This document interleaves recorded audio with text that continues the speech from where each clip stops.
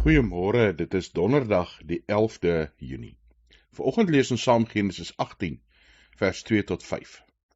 Toe Abraham opkyk, het hy skielik 3 mans naby hom sien staan. Toe hy hulle sien, hardloop hy hulle tegemoet van die ingang van sy tent af, en hy buig laag teen die grond.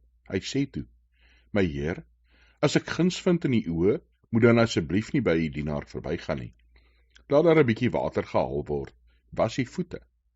Maak u dan gemaklik onder die boom, en laat ek 'n stukkie brood bring, en versterk u innerlike, waarna u verder kan gaan, want juist daarom het u by u dienaar langs gekom." Hulle het geantwoord: "Maak soos u sê." Abraham se natuurlike instink was om gasvry te wees teenoor vreemde mense.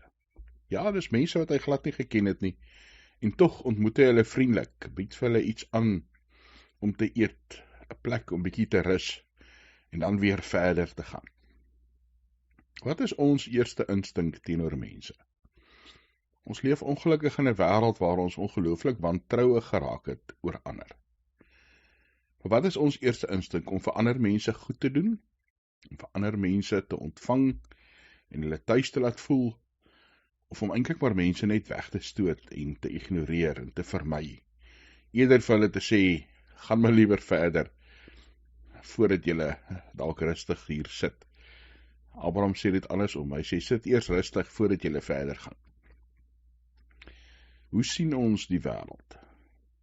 Ja, ons moet nie onverskillig wees oor dit wat om ons aangaan nie, maar ons moet aan die ander kant ook nie in alle mense wat ons om ons sien net onreg en geweld en misdaad sien nie.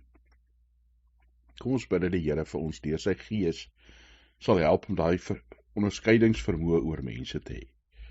Dat die Here vir ons sal help dat ons inneemlike mense sal wees, mense wat ander uitnooi en deel maak, ander laat tuis voel, omdat ons self maar mense is wat God se genade ontvang. Here, u stort u genade oor alle mense uit, ja, oor ons ook, oor my.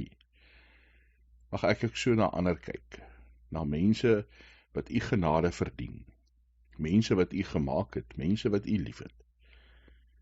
Here, help ons om in ons houding teenoor ander mense inneemlik, gasvry te wees. Ons leef in 'n wêreld, Here, waar daar baie misdaad is, baie geweld is, baie onreg is.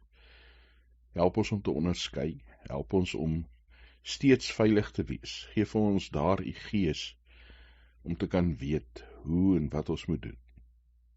Here, help ons om te onthou dat ons kan vriendelik wees, gasvry wees, sonder, Here, dat ons ander mense veroordeel.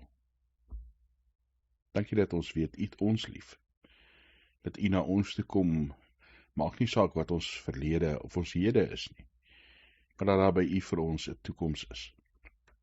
Geef ons die hoop en die krag, Here, vir elke dag wat ons nodig het. Ons bid dit in Jesus Christus se naam. Amen.